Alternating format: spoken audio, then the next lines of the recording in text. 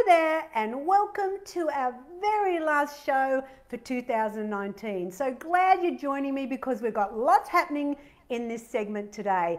Now, as you know, we were doing a vote on what Christmas cake would I make, and I left it to you guys to vote on it. So we had the choices: the traditional Christmas cake, which has the pumpkin in it, or the tropical, which has the crushed pineapple. So the votes have been counted and we have a winner. Drum roll, please. By a large margin, today I'll be making the tropical Christmas cake. That's right, it won big time. So this is the recipe you voted on. It's out of book 2 and there's your recipe. Now, of course, you know the pumpkin one is just a page back, and that's the one there, and we've actually put it on the website. For those of you who go, oh boo Annette, I wanted that one, well, you get the recipe if you go to the website. Alrighty, so tropical Christmas cake. I'm excited. I've preheated my oven to 180 degrees fan force, so it's ready to go. Now the ingredients we need to make this fabulous Christmas cake, and I know why so many voted for it, because it's just delicious. You start with 3 cups or 500 grams of mixed dried fruit, and you'll see that I've added a few glacé cherries to the mix. I find the big bag, you seem to be a bit more, they give you more cherries in it. I don't know why, than the little bags, but I've added a bit of green and a bit more red glacé cherries into that 3 cups because I want it to be a bit fabulous like that for Christmas. So 3 cups or 500 grams. You've got a teaspoon of mixed spice, half a cup of brown sugar, a can of crushed pineapple. You've got half a cup of brandy or rum, and Bill always says put the rum in, so that's what I'm doing today. You've got a 3/4 teaspoon of bicarb soda. You've got 3 egg whites we'll be using, some Parisian essence, and I'm going to talk about that in a minute. 2 cups of self-raising flour, as well as 30 grams or 1/4 cup of blanched almonds. All right, so we're going to start first because I have got 11 fruit cakes in all my cookbooks in total, so you can tell I really love them. So I'm going to start by doing it this way. You start by boiling it. Now this is the thing with this recipe. It is a boiled fruit cake. I'm going to put I did remember rum, but you could do brandy. Now if, for example, you're saying I don't want alcohol in this, then you could replace it with half a cup of fresh orange juice. Kind of will make it taste a little different because it's not Christmassy, but I'm just giving you an option. In goes the mixed spice. Let's give that a stir, and all I've got to do then is add in the crushed pineapple. So I took the lid off earlier so it wasn't so hard. The whole lot goes in, guys. So the whole can. Now if you can't get this one, this is the no artificial colours flavouring crushed pineapple juice. You can actually use the pineapple in syrup. This is in the juice, this is in the syrup. It is a little bit higher in sugar, but it's not that bad. So at the end of the day, if you can't find the green can, the blue one will do, okay? Because I don't want you having to walk around to 100 shops to buy the pineapple. All right, I just question you. I've got a question for everybody. Who has ever made a Christmas cake before? I really would like your comments on that, because so many times people buy it and they don't actually make a Christmas cake when it's so easy. Wait till you see how easy it is. But excuse me, can we just go back in time? Because last week we had the marshmallow fruit bubble bar, which of course was my guilt-free version of White Christmas. It went off, it was fabulous. Now we had 3 lucky winners, and that was Petra Moon, Donna Templeman and Ann Davis. Now they've all got a signed copy for their efforts from book 4. That was the cookbook we were using, plus I gave them an ebook, and it's this Christmas Survival Guide ebook, and I'll be doing the same today.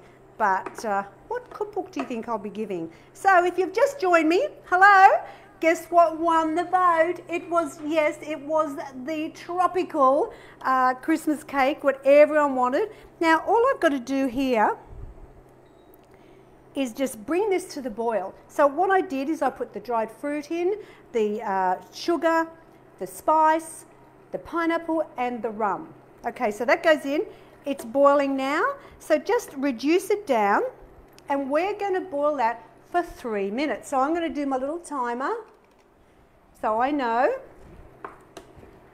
And this will, what happens, because it's a boiled fruitcake, I find it's really moist. And I'm sorry, no. Do not give me a dried piece of fruitcake. I won't have it. Now, the good news is it can be frozen. So if you've got nothing to do this weekend, make a Christmas cake or two. Do you know what I used to do? I bought the little round cake tins and I made them and put them with a little bit of holly and, you know, all this stuff on them, beautiful, put them in the cellophane and I gave them out as little gifts to people.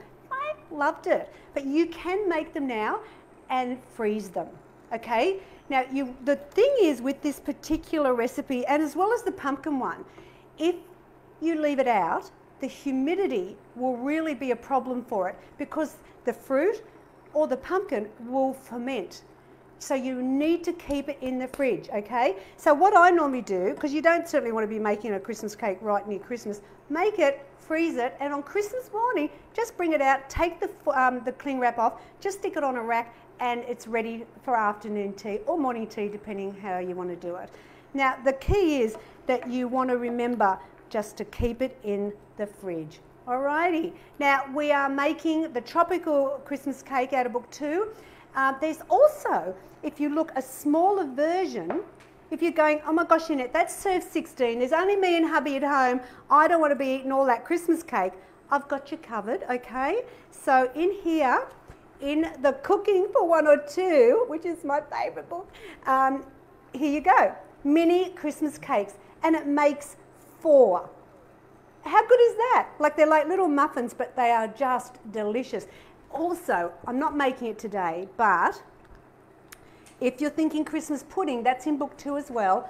Here's the mini version of it, and it's enough for 4 instead of 16 or whatever it is. And it's just, if you're just a couple of you at home, that's going to really help you. All right, so now let's be aware that I have 11 fruitcakes. Yes, do you think I like a fruitcake? You'll be right. Book 1 has the moist fruitcake, which is pumpkin based. Book 2 has got the tropical Christmas cake and the traditional Christmas cake, plus it also has the pineapple fruit cake, which is just a little bit different from this one. Now, book 3 has the light tropical fruit cake. I love that one because it has mango in it. Hello. Book 4 is the healthy fruit cake. Book 5 is the apple fruit cake. I know, I just have to think of a new fruit cake every time I write a book. Book 6 is plum and flaxseed fruit cake. Book 7 is apricot and pecan fruit cake. That is pretty fabulous. And of course, you know, in the Cooking for One or Two, you've got the mini Christmas cakes and also a smaller version of the pineapple fruit cake. So yeah, I love a good fruit cake. Hello. Thank you. All right, so now what I'm going to do is I'm going to turn this off, move this out. I'm actually going to take this away. All right. Let's put this here. All right. Okay, so what we're going to do now, okay, so we've talked about the pineapple fruit cake, you know, with the pineapple, so we don't need that anymore. Now what I'm going to do is, I want it to cool down, okay, so what I do is put in the bicarb. Actually, I'll pour it in here, and watch what happens when you, look how it bubbles up. Now, I like to put it into another bowl, not leave it in the pan or the pot, because this is quite hot, this pot, and it will take longer to cool because I need this to get to kind of room temperature. But see how it all goes fizzy from the bicarb? That means you know that your bicarb is fresh. All right, so now you leave that. You could put it in the fridge if you wanted, or just leave it on the bench, come back in an hour or two when it's cooled. So I'm just going to put that to the side, put this in the wash, and miraculously, hello, I've got a cooled batch for you so you can see how it looks when it's cooled. Now what you put in here now is the 3 egg whites. All right. Now, if you wanted to use that egg in the carton, you certainly can. Just be aware that I calculate that an egg white weighs about 36 grams. So you times that by 3. Ooh, that's a bit of shell. Okay, what happens when that happens? All right, I'll do this. I put in my hand because I've lost the top shell and just get the egg white out that way. Don't you just love live? And who wants that in there? Nobody.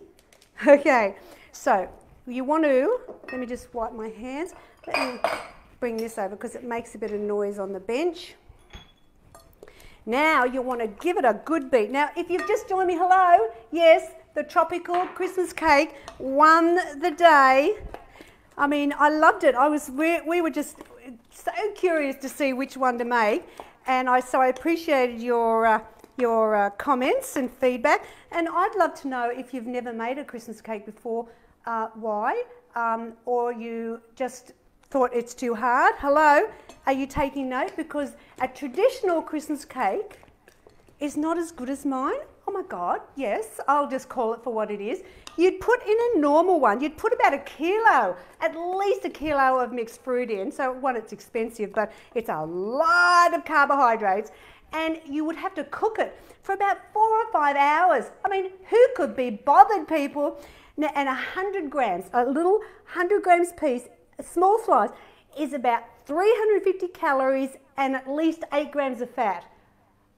Does that sound like a healthy person's choice? No, because you got mine now, and 100 grams, or like for a serve, a piece, which is probably more than 100 grams, is 1.5 grams of fat. And if you take the almonds off, it's 0.5, but I like the almonds for Christmas, and only 203 calories. So definitely, if you're looking at having some healthier options over the festive season, this is a winner, chicken dinner. All right, let's talk Parisian essence. Unfortunately, the supermarkets do not sell this anymore. We just found that out today. Hello. So I've got one in here, so I'm happy. So if you've got Parisian essence in your cupboard, fabulous. You'll put in a tablespoon. And you might say to yourself, why does Annette put Parisian essence in it? Well, Christmas cake is normally dark. So this is what I do. See how you watch it darken. It's like a gravy browner. So if you don't have Parisian essence, you'll just have a lighter Christmas cake or a Christmas pudding if you're using mine.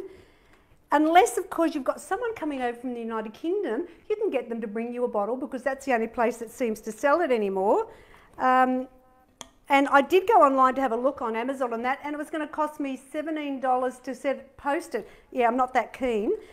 Or ask your auntie, your mother, your grandmother, because often older people, well, they use this for gravy. That's where, and they'd get the tray out and they'd put the water in, the fats from the roast. They would use the Parisian essence in it to brown the gravy. So ask them, have you got Parisian essence? Can I have it?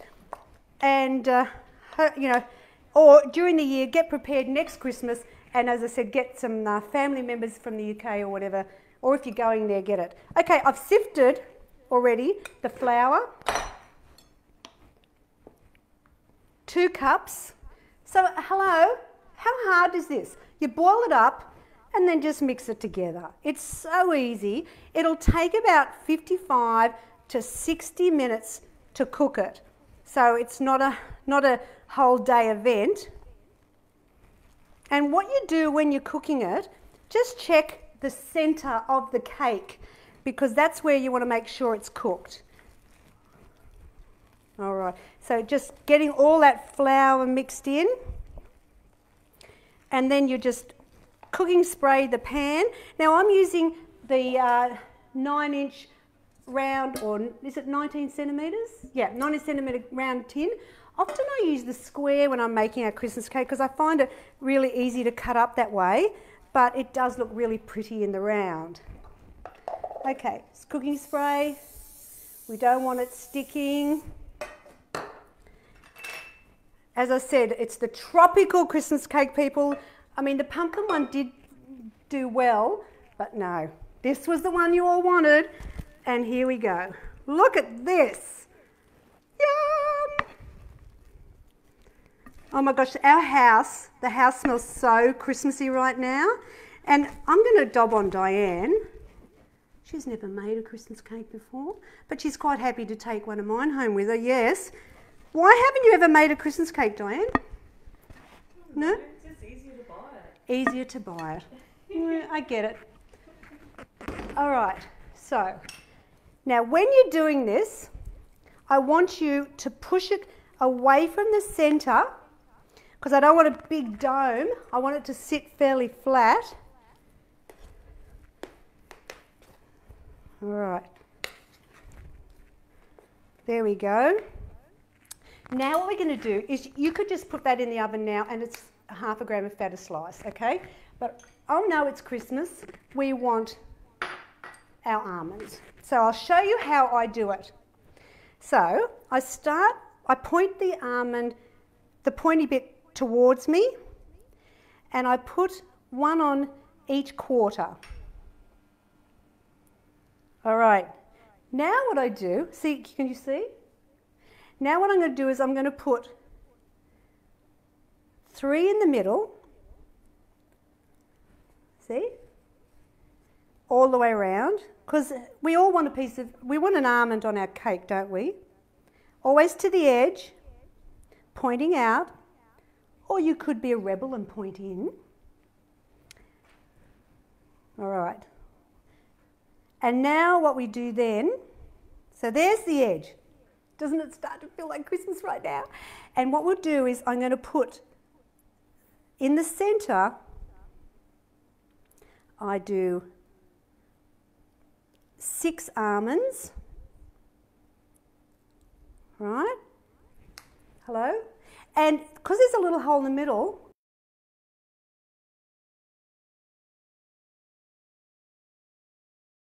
let's call it. Now what you do is you go around with the rest of the almonds and finish them off, however many you've got. Pointing the almond out. This is looking so good. One more.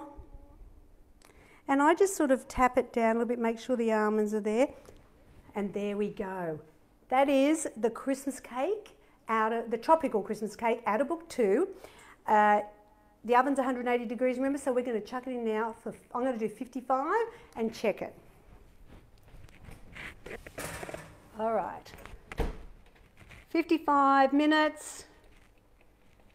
And just check the centre of it to make sure it's cooked. Now, this month, I'm actually, because I thought it's Christmas, what if you're going to buy one of my cookbooks or the set for someone you love? Well, I'm going to be signing all the books that are ordered for the month of December. So, you know,